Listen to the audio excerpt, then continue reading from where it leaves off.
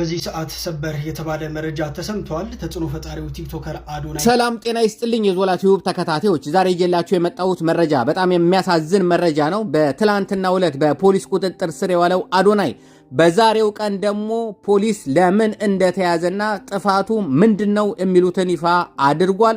ፍርድ ቤትስ ምን አይነት ውሳኔዎችን አስተላለፈ? ያሉትን መረጃዎች ወደ እናንተ ለማድረስ እንደተለመደው በሰፊ ስቱዲዮአችን ተገኝተናል። አብራችሁን ቆዩ። እንግዲህ ሰሞኑን ከ4 በላይ የቲክቶክ ክሬቲቭ አዋርድ ሽልማቶችን ጥቅልል አድርጎ የወሰደው አዶናይ በዛሬው ቀን ደግሞ በፖሊስ ቁጥጥር ስር ይገኛል። በጣም የሚያሳዝን ነው። ጊዜ ለሁሉ የሚባለው እንደዚህ ነው። በነገራችን ላይ ለሁሉም ጊዜ ያለው ፈተናም ወቅትም ማግኘት ማጣት የተለያዩ ነገሮች ጊዜ ያላቸው ዕለት በዕለት ዛሬ ምናልባት ይሄንን ቪዲዮ እያወራው ነው፣ ነገ ምን ሆናለሁ አይታወቅም። እንዲህ ነች በቃ ህይወት እንደዚህ ነች። መራራ፣ ጣፋጭ፣ ሐዘን፣ ደስታ ምናምን ትፈራረቃለችና አዶናይም እንግዲህ እስከዛሬ ብዙ ጣፋጮችን በጣም የሰፊውን ህዝብ ፍቅር ከሁሉም ህብረተሰብ ከግራም ከቀኝም በእውነት በሚገርም ሁኔታ የሚገርም ፍቅሮችን አይዷል። አሁን ደግሞ ምናልባት በጠባብ ሩም ውስጥ በአስከፊ ሁኔታ ይገኝ ይሆናል። በጣም ያሳዝናል። ያው የእስር ጥሩ የለውም ብዬ ነው። በጣም ያሳዝናል። እንግዲህ ከመጀመሪያው ጀምሮ አዶናይ በህዝብ ዘንድ በጣም መነጋገሪያ ሆኗል። የእሱን ስም ከፍተኛ አርጋ ትንሽ ያጎደፉት 2 ቃላት ናቸው። በነገራችን ላይ አዶናይን በህዝብ ዘንድ መነጋገር ያደረጉት 2 ቃላቶች ብቻ ናቸው። አንደኛው ቃል ይሄ ሰግጥ የሚለው ቃል ነው። በኢትዮጵያ እንዴት ሰግጥ ይላል የሚለው ነው። ሁለተኛው ቃል ደግሞ እቺ ወቸውር ላይ የሰጣት ቃሏን ልጥራት የብልግና ሴግ ገጉጊጋ እሷን ነገር ነች። እነዚህ 2 ነገር ናቸው እንጂ ከነዚህ ነገር ውጪ ሰግጥና ወቸውር ላይ ያረጋት ኢንተርቪያች ፓርት ሴግ ከምትለው ውጪ አዶናይ ምንም አይነት ክስ የለበትም። ምንም አይነት ሌላ ሰዎች ሲያቀርቡ ቢባል ምንም አይነት ምክንያት የለም። ግን ያው እንደንትን ሆኖ ንስሐ ገብቻለሁ፣ ንስሐን አውርጃለሁ ያለውን ነገር ነው የተናገርኩት ብሏል። ወቸውር ላይ ያለውን ያቺ የተናገራትን በተረፈ አሁን አምለሰት ላይ ካረገው ኢንተርቪው ውስጥ ግን አንድ እንከን አይወጣለትም። በጣም እያየሁት እኔ እንደውም የተገረምኩበት አዶናይ እንደዚህ አይነት ብቃት ያለው ልጅ ነው ወይ እንዴ? አዶናይ እንደዚህ አይነት ንግግር ይችላል ወይ ብዬ በሚገርም ሁኔታ እየጓጓው ይሄንን ስትለውስ እንዴት ሊመልስ ነው ምናምን እያልኩ እየጓጓው የ1 ሰዓት እንትን አየሁ። በጣም ለራሴ ገርሞኛል መጨረሴ እና ግን ማለቁ ደግሞ አናደደኝ። ብዙ ጊዜ ረጅም ነገሮችን ብዙም አላይም። እንዴ በጣም ረጅም ነው ምናምን ብዬ ተላለሁ፣ ፊልም ነው እንዴ ምናምን ብዬ ግን በሚገርም ሁኔታ ነው ያዩትና የሚገርም ንግግር ነው አሁን እሷ ላይ የተናገረው እና አዶናይ አንድ ከወቸውር ላይ ያረጋች ነገር፣ በሁለተኛ ነገር ደግሞ ሰግጥ የሚላት ነገር ብቻ ነች። እንግዲህ ሰግጥም በራሱ እንትን ማብራሪያ ሰጥቷል። በነገራችን ላይ ለራሱ ሰጥቷል።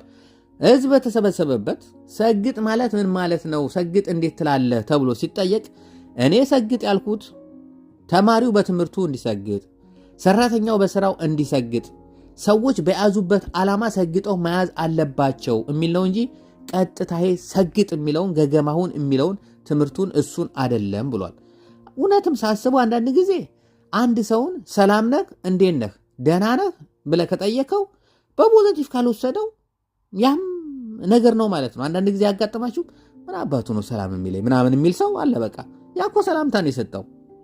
ስለዚህ ነገሮች እንዳቀባበል ናቸው። በመጥፎ ከወሰዳችሁ ሰግጥ ብቻውን መጥፎ ነገር ነው። ግን ይሄ በሰግጥ ያልኩት ባያያዙ ነው። አሁን ለምሳሌ አንድ ትምህርት ቤት እከሌ ዛሬ ለምን ከትምህርት አቀረ ምናምን፣ አረ እሱ አይቀርም እባክህ ገገማ ነው ሰግጦ ነው የሚማረው። ሰግጬ ተምሬ እንደዚህ ሆንኩ፣ አረ ሰግጦ ተምሮ እኮ ሰግጦ እንትን ብሎ እኮ እንደዚህ ያሸነፈ ምናምን የሚባል ነገር አለና በፖዚቲቭ ከሆነ በዛ ነውና አዶናይም እንግዲህ በፖዚቲቭ እንዳየው ነገሩ እንትን ብሏል።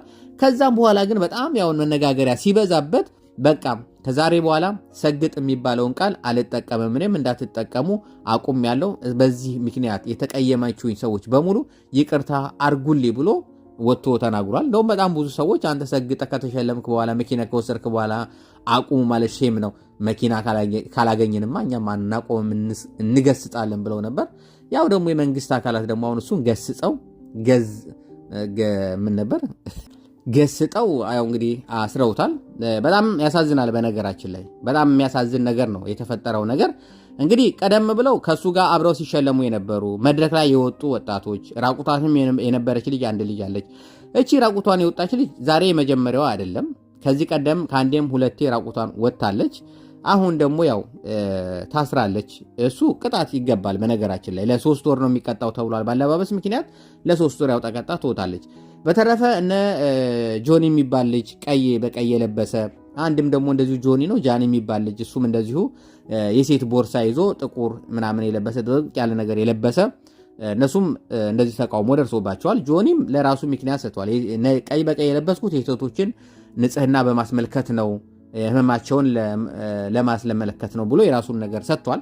ኦኬ ያ ደግሞ የሴት ቦርሳ ይዞ ጥቁር በጥቁር የለበሰው ወንድ ደግሞ እኔ እንደዚህ ይሆናል ብዬ አላሰብኩም ነበር ምናምን ብሏል። እሱ በነገራችን ላይ በጣም የሚያነብ ልጅ ነው፣ በጣም ጎበዝ ልጅ ነው፣ ስለነሱ በጣም የሚያውቅ ልጅ ነውና እሱ ተሸውዶ ነው ብዬ አላስብም። እኔ እሱን እንኳን አልቀበልም። ምክንያቱም በጣም ጎበዝ የሆነ ልጅ ነውና እሱ አይሸወድም። ሌሎቹ እንግዲህ በራሳቸው ትርጉም ሄደው ሊሆን ይችላል።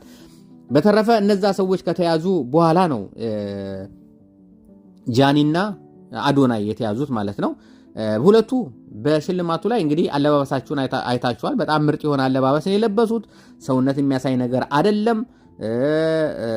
አዶናይ የለበሰው ሱፍ አብይ አህመድ እንኳን ለብሶት የማያውቅ ሱፍ ነው። በጣም ውድ የሆኑ ሱፎች ነው የሚለብሰው። በአጠቃላይ አዶናይ የሚያዘወትረው ሱፍ ነው። በቃ ዘጭ ነው ታይ ድረስ በጣም ነው የሚያምርበትም በዛ ነው የሚታወቀውና መጀመሪያው ፖሊስ ያስኩት የሚለው በአለባበስ ምክንያት ነው የሚለው ሱፍ መልበስ ክልክል ከሆነ እንግዲህ አናቅም። ግን አዶናይ ሲሸለም አዶናይ ከተሸለመ በኋላ አሁን ደግሞ ከመያዙ ቀደም ብሎ ይሄ መንግስት አካባቢ ያሉ ሰዎች ምን ሲሉ ነበረ የሚሉትን ቀደም ብዬ ይሄን ቪዲዮ ከመልቀቄ አንድ ቪዲዮ ወረድ ብላችሁ ብሰሙት በጣም ይገርማችኋል። አዶናይ ላይ ከባድ ድንጋይ እየተወረወረ ነው። አዶናይ ግን እንደኔ አይነት ስማርት ከሆነ የተወረወረውን ድንጋይ ለቅሞ ቤት ይሰራበት ይሆናል። እንደኔ እንደ ዞላ ማለት ነው። ስማርት ከሆነ ቤት ይሰራበት ይሆናል። ግን ከመንግስት ከተወረወረ ነው ችግሩ ብዬ ተናግሬ ነበር። እውነትም ከመንግስት እነ ጮኸው መጨረሻ ላይ እንዲያዝ አድርገውታል። ተይዟል። በስር ላይ ነው ያለው። እንግዲህ ፖሊስም ያወጣው መረጃ ምንድን ነው? በአለባበስ ምክንያት አዶናይ በፖሊስ ቁጥጥር ስር ውሎ እየተጣራ ነው ሁኔታዎቹ ተባለ። ይገርማኛል እኮ ሱፍ የለበሰን ሰው አስሮ በአለባበስ ምክንያት እያጣራው ነው። አንዳንድ ጊዜ እያናደን የሚያስቃል እኮ ነገሮች። ከምሬ እኮ ነው የምለው። ዘጭ ብሎ ልብስ የለበሰ ሰው ልብስ በዘውትር የሚያዘወትር ሰው በቀን 50-60 ቪዲዮ ነው የምለቀው ብሏል። እንግዲህ ቢያንስ 20 ቪዲዮ የሚለቅ ሰው በቀን 20ውንም ሱፍ ለብሶ የሚለቅ ሰው ያለባበስ ምክንያት ልናጣራ ነው። መንግስት ወይ ማጣራት ከፈለክ በህዝብ ዘንድ እንዲጨበጨብልህ ከፈለክ በየቀን እህቶቻችን የሚደፈሩ እህቶቻችን አሉ። ስለነሱ አጣራለን። ሰው እየገደሉ ህፃናትን የሚሰርቁና የሚሰወሩ አሉ። እነሱን ይዘህ አጣራለን። ሰው የሚገሉ አሉ በየጊዜው እህቶቻችን የሚደፍሩ እነሱን አጣራለን። ዋናው ያ ነው ያ። ስለዚህ ወይ ደግሞ እነዛም ደግሞ እነዛ ህገወጥ የለበሱት ወክ ይጠየቁ። አዎ ይሄ ልጅ ግን ምንም የለበሰው ነገር የለም። ሰግጥ የሚለውንም ይቅርታ ጠይቋልና መታሰር የለበትም ብዬ አስባለሁ። እንግዲህ ከሆነም ደግሞ 3 ወር ነች። 3 ወራትን ያው ጨርሷት ይወጣል። ምንም ችግር የለውም። ፈጣሪ እንዲያወጣ እንመኛለን። የሚገርም ወጣት ነው። አንድ አዛውንትን በጣም የሚገርሙ መኪና ያሸለመ ነው። ፎሎ አስደርጎ ነፃነት የምትባል ልጅ ከቆሎ እየሸጠች የነበረች ልጅ አንስቶ ሙዚቃ ታውጫለች ብሎ ጥሩ ነገር እያደረገላት ነው ያለው። ከጎዳና ልጆችን አንስቶም እንደዚሁ ጥሩ ነገር እያደረገ ያለ ነው። አለው ያለ ወጣት ነው። ምንም ክፋቱ የሚገኝበት አይደለም።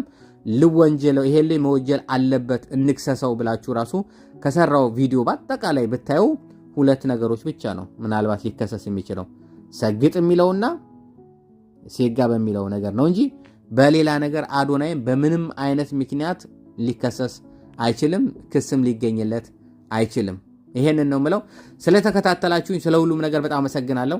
እኔ ያልታየኝ እናንተ የታያችሁ ነገር ካለ ግን አዶናይ ይሄን አድርጓል የምትሉ ከሁለቱ ውጪ ካለ ኮመንት ላይ በታሳውቁ ደስ ይለኛል። ያያ ዞላ ያያ ዞላ